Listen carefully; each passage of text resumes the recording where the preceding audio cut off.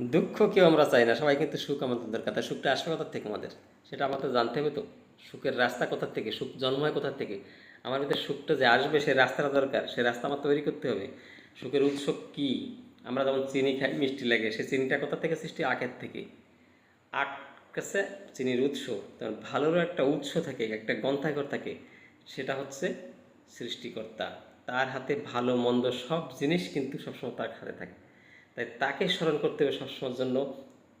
আর তাকে স্মরণ করা মানে আমার চলা বলা প্রত্যেকটা জিনিস কিন্তু আদর্শযুক্ত হয়ে যাবে ধীরে ধীরে। আর আমি একটা দেব মানুষের ধীরে ধীরে গড়তে হয়ে যাবো। আর তখন কি হবে? ভালো জিনিসগুলো আমার কাছে সব এক একটা করে আসবে। মঙ্গলের রাস্তা আচ্ছা সেইটাই, আর সেইভাবে কিন্তু ভালো আসে। ভগবান শ্রীকৃষ্ণ গীতার ভিতরে বলেছেন, নাস্তির বুদ্ধিযুক্ত ন আচাযুক্ত ভাবনা ন চা ভাবায়ত শান্তি সন্তোষ কুত সুখম। আমাকে যে ভালোবাসে, আমার কথা যে শোনে, আমি তার মাথায় ভালো বুদ্ধি জোগাড় দিই। আর আমাকে যে চেনে না, আমাকে যে ভালোবাসে না, সে জলে ডুবে গেলেও, সে নষ্ট হলেও আমার কিছু করার থাকে না, যার কারণ তার সঙ্গে আমার যোগসূত্র নাই। তাই সবসময়ের জন্য আমি যে ধর্মে যে মতে থাকি না কেন, পৃথিবীতে একজনই আছেন, ঈশ্বর।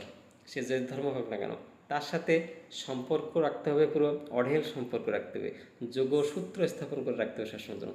তাহলে দেখবেন কোথাও বাঁধবেন না আপনি। অধর্মের বাতি কিন্তু দপ করে জ্বলে, দপ দপ করে জ্বলে ওঠে। একজন মানুষ ভাববে যে এ তো অন্যায় কাজ করে, কিন্তু এত ভালো আছে কী করে, দপ দপ করে জ্বলে ওঠে, কিন্তু আবার দপ করে নেমে যায় সময় আসলে। আর ধর্মের যে বাতিটা সে টিপ টিপ করে জ্বলতেই থাকে, তার কিন্তু শেষ নেই, সে কিন্তু কখনো নেভে না। তাই সবসময় ধর্মের বাতি হয়ে জ্বলতে হবে, তার সাথে যোগসূত্র স্থাপন করতে হবে, এবং সদ্গুরু শরণাপন্ন হতে হবে। তিনি তিনি যেটা বলে দেন সেটা অক্ষর অক্ষর পালন করার চেষ্টা করতে হবে। ইহকাল আমরা যে পরিবার পরিজন নিয়ে আছি, এই কালটা ভালো থাকবো, এবং আগামী যে জন্ম হবে, যদি পরকাল বলে কিছু থাকে, সেটা কিন্তু সুন্দর হয়ে জন্ম হবে। এটা আগে গীতার ভিতরে এই কথা ভগবান শ্রীকৃষ্ণ বলেছেন। যতখানি কর্ম তুমি করবে, ভালো বা মন্দ, তোমার কর্মর পরে, কর্মকে কেন্দ্র করে তোমার আগামী জন্ম হবে, সেটা ভালো না মন্দটা তোমার পরে নির্ভর করে। তাই সবসময়ের জন্য ভালো গুরু দরকার মানুষের জীবনে। ভালো গুরু যদি না হয়, মানুষের জীবন খালি দাপাদাপি করে শেষ হয়ে যায়, অশান্তি ভোগ করা হয়। আদর্শে যে যুক্ত যদি না হয়, তাহলে অশান্তি তো আসবেই।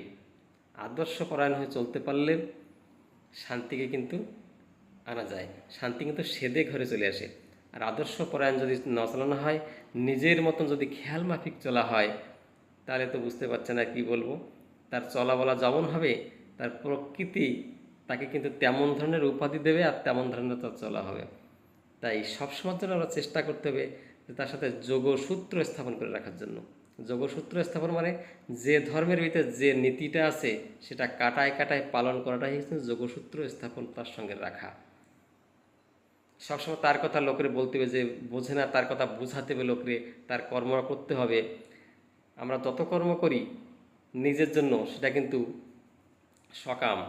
আর তার জন্য যেটা করা হয়, তার উদ্দেশ্যে যেটা করা হয়, সেটা কিন্তু নিষ্কাম।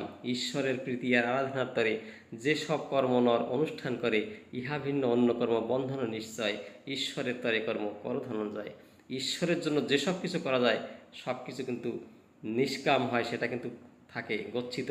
আর নিজের জন্য যেটা করা হয়, সেটা কিন্তু মায়ায় বন্ধনকালী, আর কিছু না। কিন্তু কথাগুলো চিন্তা করবেন। ভালো যদি লাগে ভিডিওটা শেয়ার করবেন, লাইক করবেন। একটা লাইক কিন্তু আমাদেরকে